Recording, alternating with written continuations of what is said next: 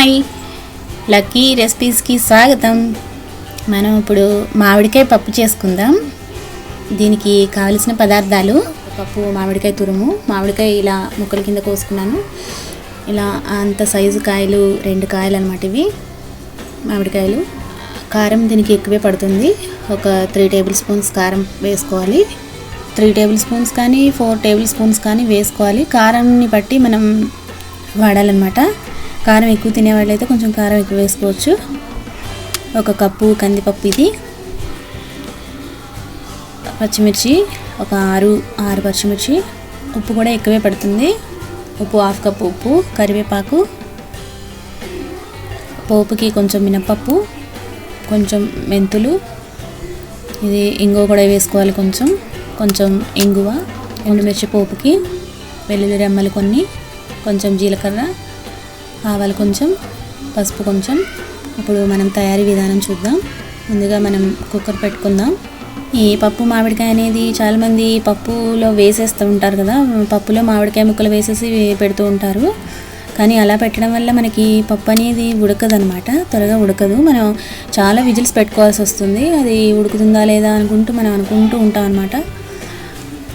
మనం అలా కాకుండా మనం వేరే విధంగా చేద్దాం. ఇప్పుడు ఇది పప్పులో వేసేస్తూ ఉంటారు కదా, ఉడకం అనమాట తొందరగా. పప్పు కూడా ఆ పులుపుకు అనేది, మామిడికాయ పులుపుకు అనేది పప్పు ఉడకదనమాట. ముందుగా పొయ్యి వెలిగించుకొని కుక్కర్ పెట్టుకుందాం. వాటర్ పోసుకుందాం. ముందు కొంచెం ఈ ముక్కలన్నీ ఇందులో వేసేసుకుందాం. మనం మామిడికాయ ముక్కలన్నీ ఇందులో వేసేసుకుందాం. ఇందులో వేసుకోవాలంటే టెంకలు కూడా వేసుకోవచ్చు. వాటర్ వేసుకున్నాం కదా, వాటర్లోనే మనం ఈ మామిడికాయ ముక్కలు వేసేసుకుందాం. అన్నీ ఎలా అయినా కోయచ్చు, మామిడికాయ ముక్కలు ఎలా అయినా కోసుకోవచ్చు, మీ ఇష్టం. ఇందులోనే కారం వేసేసుకుందాం. మనం కారం ఎక్కువే పడుతుంది, ఎందుకంటే మామిడికాయ పులుపుగా ఉంటుంది కదా, అందుకని కారం ఎక్కువే పడుతుంది. పసుపు కూడా వేసుకుందాం. ఇందులో 1 చిటికెడు పసుపు కూడా వేసుకుందాం. ఉప్పు కూడా వేసేసుకోవాలి ఇందులోనే.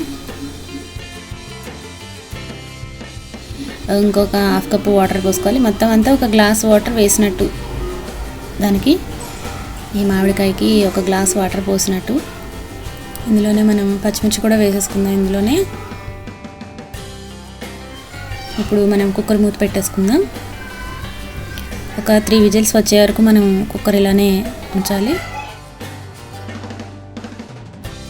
విజిల్స్ వచ్చినాయి కదా, ఇప్పుడు మూత తీసి చూసుకుందాం. మనం చూసారు కదా, మంచిగా ఉడికిపోయింది. లోపలంతా మనకి మామిడికాయ అనేది మొత్తం మగ్గిపోయింది.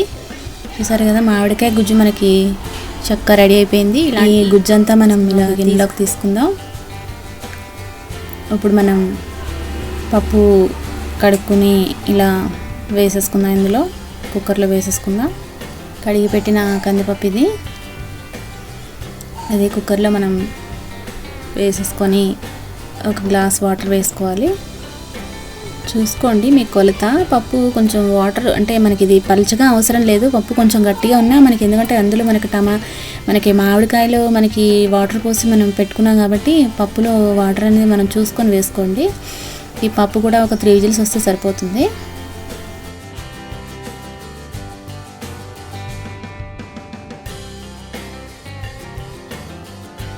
పప్పు విజిల్ వచ్చింది కదా, మనం పప్పు పక్కన పెట్టుకుందాం. మనకి కుక్కర్ విజిల్ పోయింది కదా, పప్పు చూసారు కదా చక్కగా ఉడికిపోయింది.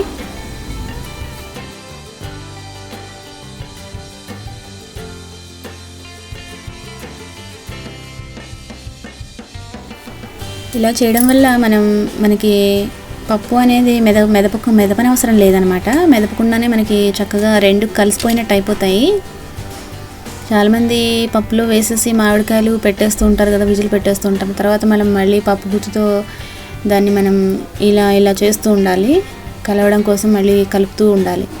ఇలా చేయడం వల్ల మనకి చాలా త్వరగా ఫాస్ట్గా అయిపోతుంది. ఇలా మామిడికాయ పప్పు ఇది చాలా ఫాస్ట్గా అయిపోతుంది అనమాట. చూసారు కదా, పప్పు ఉడికిపోయింది. మనం ఈ గుజ్జంతా ఇందులో వేసేసుకుందాం. ఇలా వేసుకోవడం వల్ల మనకి పులుపు అనేది చూసుకొని కూడా వేసుకోవచ్చు. మనకి ఎంత కావాలో అంతే వేసుకోవడానికి కూడా ఈజీగా ఉంటుంది ఇలా వేయడం వల్ల.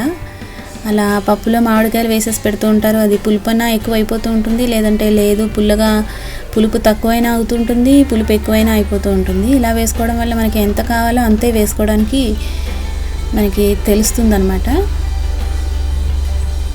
పప్పు మధ్యలో చూసుకుంటూ ఉండొచ్చు మనం. పులుపు ఎక్కువైందా తక్కువైందా అనేది మనం చూసుకోవడానికి కూడా బాగుంటుంది. పులుపు తక్కువ కావాలి అనుకునే వాళ్ళు ఈ గుజ్జు కొంచెమే వేసుకొని కొంచెం పక్కన పెట్టుకోవచ్చు అనమాట. పులుపు ఎక్కువ కావాలి అనుకున్న వాళ్ళు అంతా వేసేసుకోవచ్చు. లేదు తక్కువ కావాలి అనుకున్న వాళ్ళు ఈ మామిడికాయ జ్యూస్ ఏంటంటే మనం కొంచెం వేసుకోవచ్చు తక్కువ కావాలి అనుకున్న వాళ్ళు.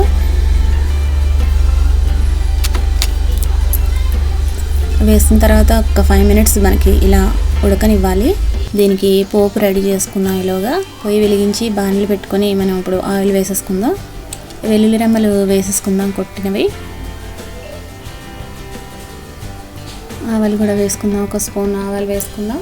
కొంచెం జీలకర్ర కూడా వేసుకోవాలి. 1 స్పూన్ జీలకర్ర, 1 స్పూన్ మెంతులు కూడా వేసుకోవాలి. ఎండుమిర్చి కూడా వేసుకుందాం మనం.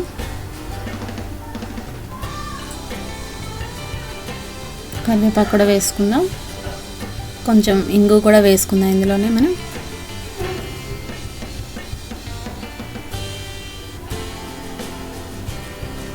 ఇప్పుడు మనం పోపు కూడా వేసేసుకుందాం.